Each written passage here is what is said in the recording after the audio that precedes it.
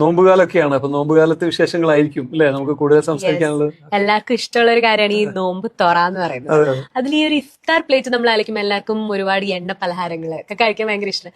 സാറിന്റെ ഒരു according to you എന്തായിരിക്കും ഒരു ഐഡിയൽ ഇഫ്താർ പ്ലേറ്റ്? നമ്മൾ യു സ്റ്റാർട്ട് വിത്ത് നമുക്ക് ഈ കാരക്ക വെച്ച് നോമ്പ് തുറക്കുന്നത് സുന്നത്താണ്. അത് കഴിഞ്ഞിട്ട് നമ്മൾ ഫ്രൂട്ട്സ് ആണ് കഴിക്കാൻ നല്ലത്. പക്ഷെ നമുക്കൊരു ഹാബിറ്റ് ഉണ്ട് ഒരുപാട് ജ്യൂസ് കഴിക്കാൻ, അതും ഷുഗറൊക്കെ ആഡ് ചെയ്താൽ അത് കഴിക്കുമ്പോൾ നമ്മൾ ഭയങ്കര ഷുഗർ കൂടി പോകും. അതിനേക്കാൾ നല്ല അതേ ഫ്രൂട്ട്സുകൾ ഫ്രൂട്ട്സ് ആയിട്ട് കഴിക്കാം. പിന്നെ ഒരുപാട് വെള്ളം കുടിക്കണം, കാരണം നമ്മൾ കുറെ ഡീഹൈഡ്രേഷനിലാണല്ലോ ഉള്ളത്. അപ്പൊ വെള്ളം റീപ്ലേസ് ചെയ്യാന്നുള്ളത് വളരെ ഇമ്പോർട്ടന്റ് ആണ്. പിന്നെ ഈ പൊരിച്ച കടികളാണ് സാധാരണ ഇഫ്താറിൽ ഏറ്റവും ഇവിടെ ഭയങ്കര പോപ്പുലർ ആയിരിക്കും, എല്ലാവർക്കും ഇഷ്ടമാണ്. പക്ഷേ അത് നമ്മളൊരു ഹെൽത്തി ആയിട്ട് നമ്മൾ നോക്കുകയാണെങ്കിൽ പൊരിച്ചതിന് ബദലായിട്ട് ആവിക്ക് വെച്ച സാധനങ്ങൾ അതിപ്പോ ഒരുപാടുണ്ടല്ലോ. നമുക്ക് ഇലയട ഉണ്ട്, ഈവൻ നമ്മുടെ കോഴിക്കോടിന്റെ ഫേമസ് ചട്ടിപ്പത്തിരി ഉണ്ട്.